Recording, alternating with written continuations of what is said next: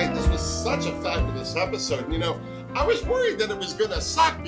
Oh, hey, hi, it's me, Wilma Fingerdoo, with the Fingerdoo review of Canada's Drag Race Season 1, Episode 5, The Snatch Game.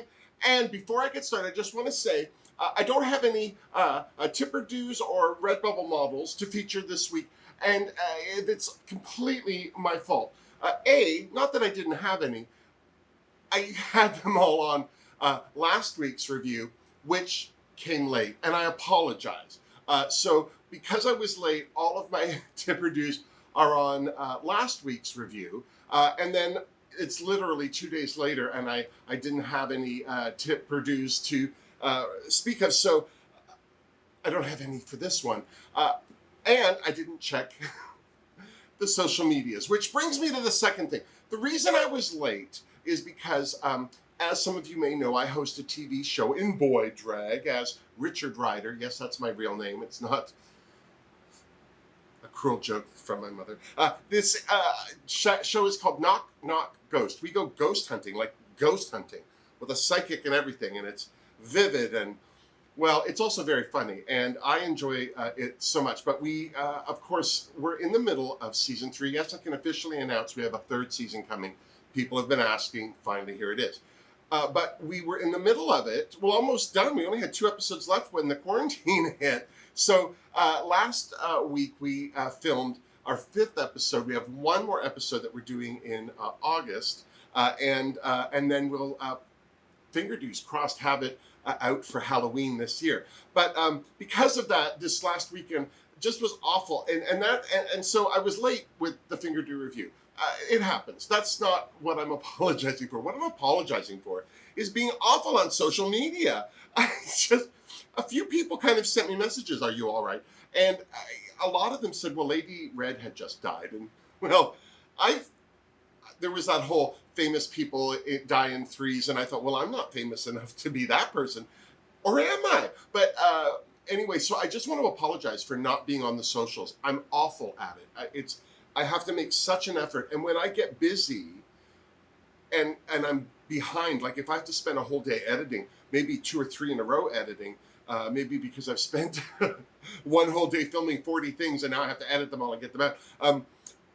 The last thing I do is check social media. I don't really look at it as part of what I do, and I really should, and I apologize for that. So now that Drag Race is kind of simplified, and we only have Canada's Drag Race to really focus on, I actually do have some other video ideas that I want to get started, and I will be approaching that in the next while, especially once Canada's Drag Race is done. So again, I apologize for being too old to be on the socials properly. I will make more of an effort. I really will. As soon as somebody explains to me what an Instagram story is, because I have no idea. I keep going, what story? These are terrible stories. Are children reading these? I don't understand. So, so that all said, let's get to it. Jorge, drink me. Ooh, look at this. Is a lovely summery yum yum. What is it?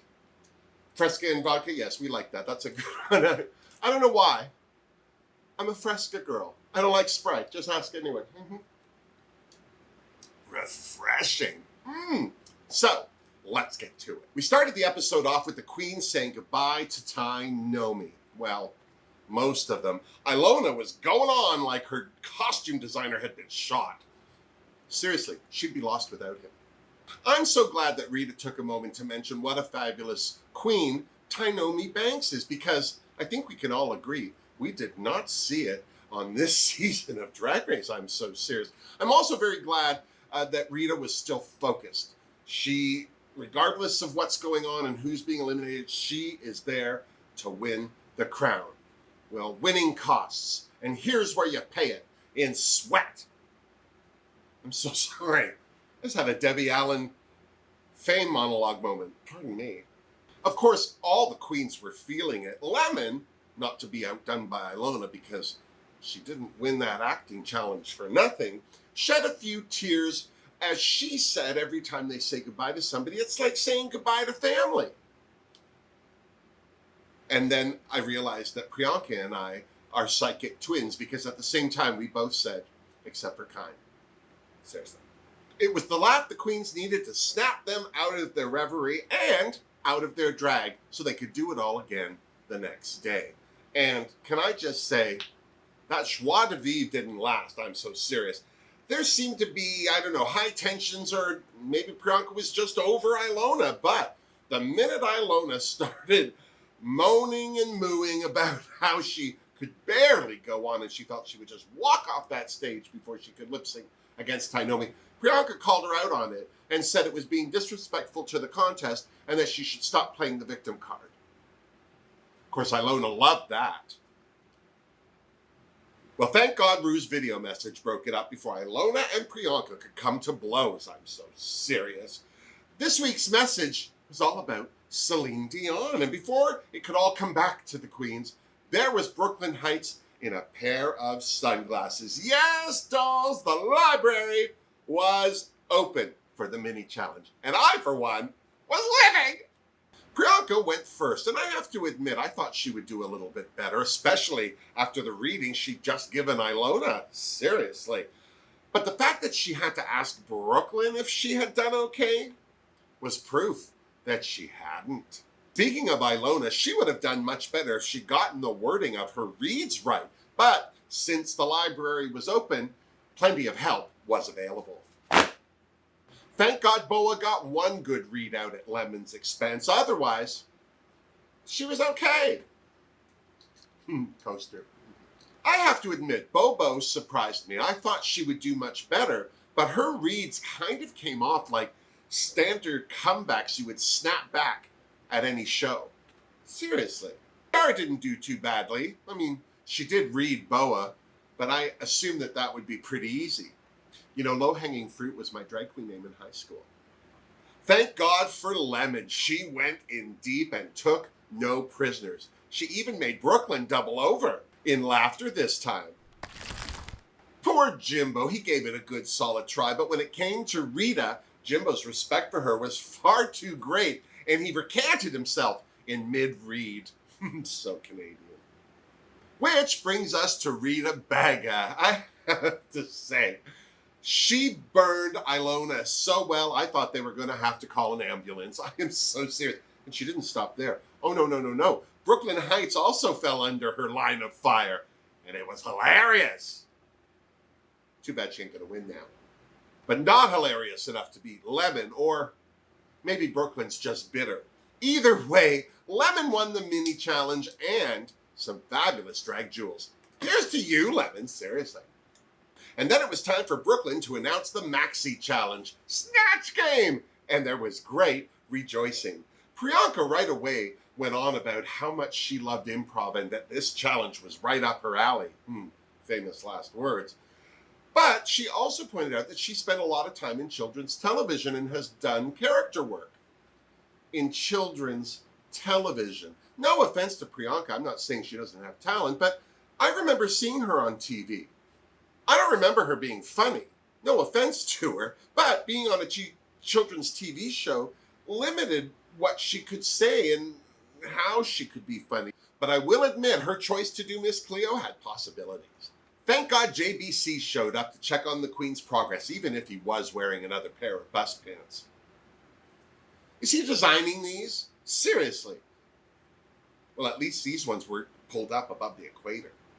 Kiara was JBC's first visit, and she revealed she was going to be playing Mimi, Mariah Carey, herself, which I thought was a good choice for Kiara, because she's a good little actress, even if she is kind of quiet about it. Alona Verily chose iconic porn star Rebecca Moore, and from what Alona showed JBC of her impression, looked like she was going to have to rely on her personality.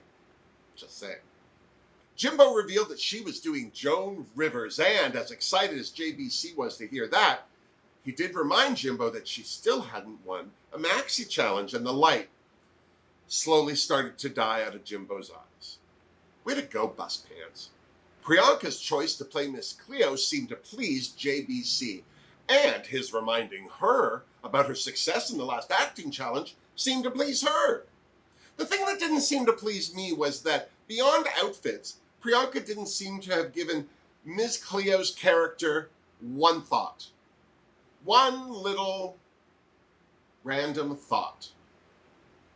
Shame. Scarlett Bobo had two options for JBC, Fran Drescher and Liza Minnelli. And JBC seemed to like both, but because Fran Drescher was a relatively new character, he suggested, and rightly so, that Bobo stick with Liza. I was absolutely thrilled when Rita told JBC that she would be portraying the iconic in any language international chanteuse Edith Piaf. And a Snatch Game first.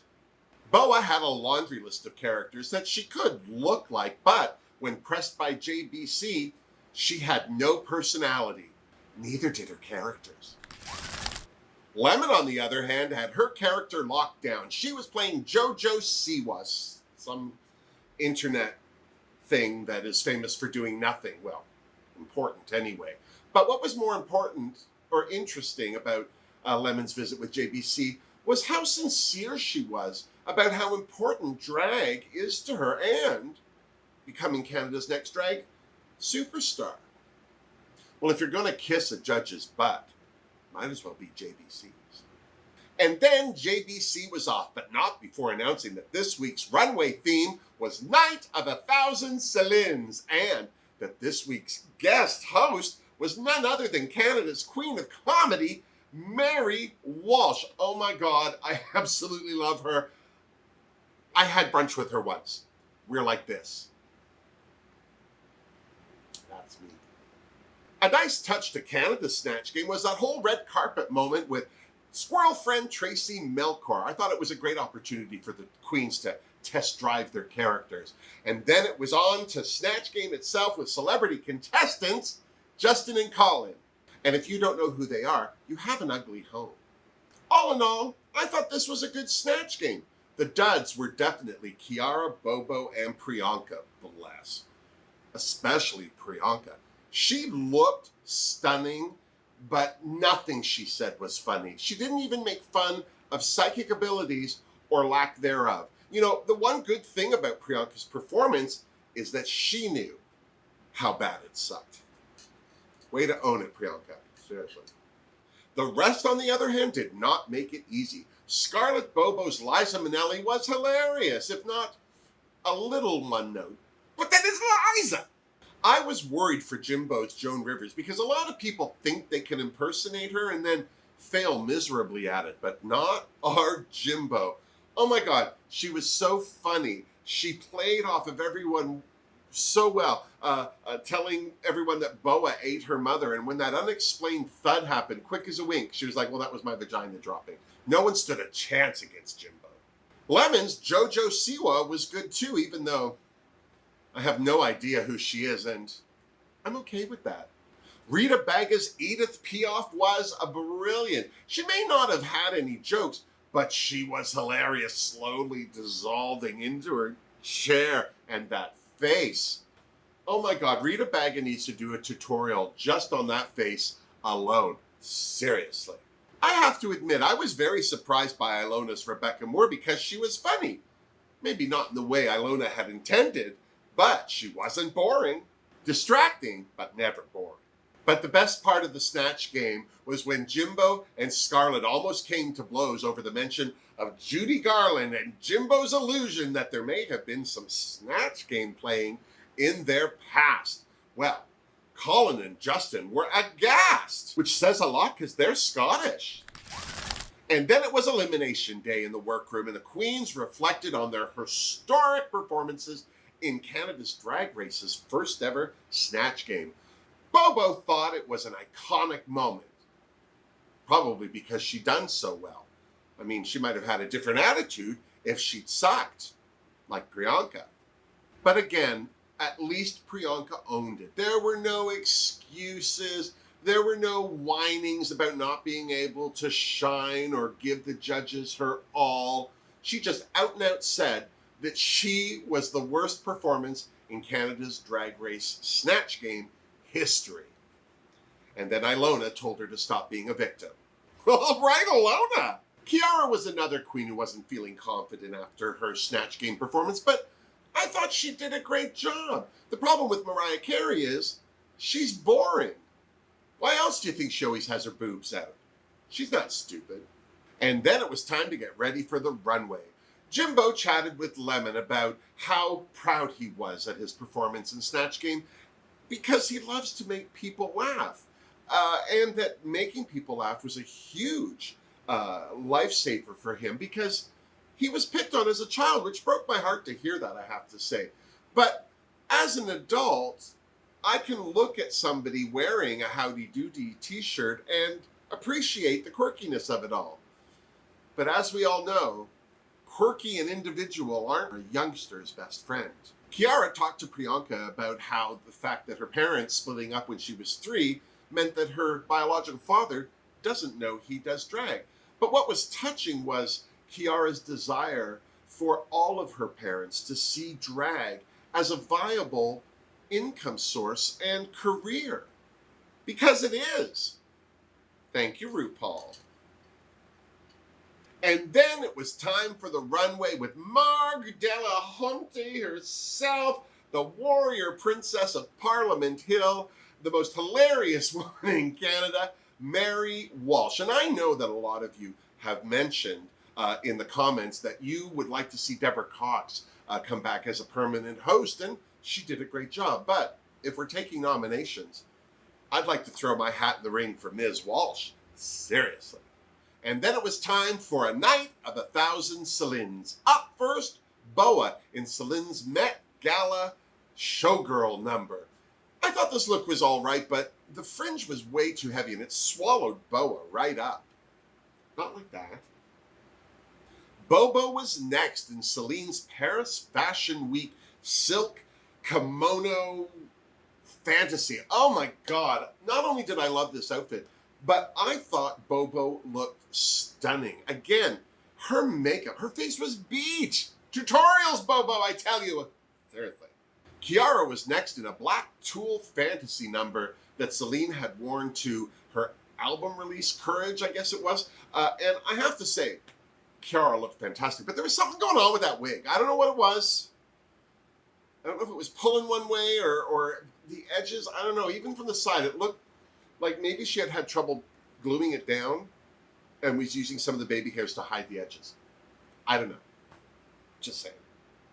Rita Beggar was the first queen to have a reveal. She started off in Celine's 1988 Eurovision 80s jacket outfit. And then that was gone to reveal the outfit from her Incognito tour. And I have to say, I think we could have just done with the second look.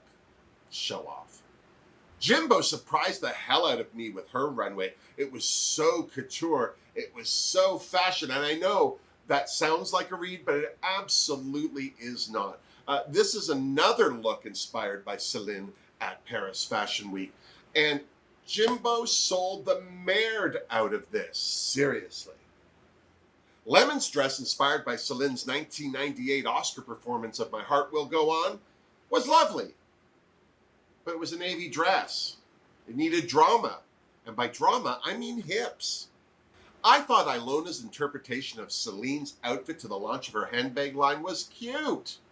Until I realized she was wearing shorts. I thought it was a skirt. The sad thing is, I think those shorts thought they were a skirt too. And then under the category last-ditch effort to please the judges, Priyanka came out in an outfit inspired by Celine's wedding dress, and it was stunning. And then she ripped that off for some beautiful gold magical number that she wore to the Billboard Music Awards, and it was stunning. If ever Priyanka needed a flawless runway, this was it. And then it was time for the judges' critiques. First off, it was announced that Scarlett Bobo and Ilona Verily were safe, so they frigged off to the Untucked Lounge. As for the rest of the queens, Boa was accused of not going far enough with her character in the Snatch Game, and the fringe on her runway dress was overwhelming. Told ya. Kiara's performance in the Snatch Game was a disappointment all around with the judges, but they all seemed to love her runway. Well, except for Brooklyn. She agrees with me. There was something going on with that wig. Seriously. All the judges liked Rita's runway once, she explained it to them, but they adored her Edith Piaf. La vie en Rita Beggar, certainement. Another fave of the judges was Jimbo. They adored her Snatch Game, and as Mary Walsh pointed out, having fun in comedy is key. But that runway, oh, no one was expecting Jimbo to be that chic. Still sounds like a read. Lemon was another one who rocked that Snatch Game, but as good as her JoJo Siwa was, her runway was underwhelming. It's a navy dress. Last but not least was Priyanka, and the good news is the judges loved both her runway looks. The bad news, although it isn't really news because we all saw it coming, they hated her Snatch Game. They said she bit it hard. So the queens retired to the Untucked Lounge only to find Bobo and Alona sleeping. So they woke them up right quick so they could discuss what went down on the runway. It was agreed that Kiara was going to be in the bottom, but they also thought that Alona would be right down there with her, which I thought was surprising because everyone felt that Priyanka's 2 runway looks were good enough to save her. I can see why they thought that. 2 outfits have got to be better than 1. Back on the main stage, the judges quickly revealed that this week's winner was Jimbo, as well it should be. She pulled out all the stops this week. I'm so serious. As for the rest, well, it was Kiara and, shock of shocks, Priyanka in the bottom 2. But I have to agree with the judges. That Miss Cleo was a bit of hard cheese. Seriously. This was a spectacular lip sync. I really wanted Kiara to win because I felt that she had almost won a couple of challenges in the past but got eclipsed by people who surprised everyone. So I really wanted to see more from her. But Priyanka did not make it easy, I am so serious. She drove all night and then some. And then Kiara took off her shoes. Now, in Kiara's defense, it looked like when she did her death drop, one of them flew off. So she did the only thing she could do, but wigs and shoes, people. Wigs and shoes. The minute either comes off, for me, it's a deal breaker. So on one level, so heartbroken that Kiara was the one to sashay this week. But on another level, I'm again, just because of the shoes. I don't know. I don't know if that's enough of a reason, but they both did so incredibly well. Leave them on if you want to win. I'm so serious. So it's with a heavy heart that we say goodbye to Kiara this week. I was really impressed with this queen and so glad to meet her. She's so young and so talented. I really do hope that she floods the interwebs with makeup tutorials because she is an artist. Well, what do you think? Do you think Kiara should have gone home? Do you think that Priyanka should have gone home? Do you think that Boa should have been in the bottom instead? And if so, who should she have replaced? What about Boa? Do you think she'll be safe next week? She seems to be one of those queens, personality, but no follow through on the challenges. Well, the only thing we can do is tune into Canada's Drag Race next week to see how it all falls out. And then when you're done, you come on back and you see me so you and I can compare notes. Now, in the meantime, don't forget to like this video if you did, and don't forget to subscribe to my channel. We just broke 5,000. I couldn't be happier. Onward to 10. Yes, I'm never satisfied. And if you'd like to support the channel, we've got PayPal links, Redbubble merchandise links, and of course my Patreon link in the description box down below. Until next week, miss me! Mwah! Seriously, Jorge, love a good summer drink. Summer stronger than others. Woo!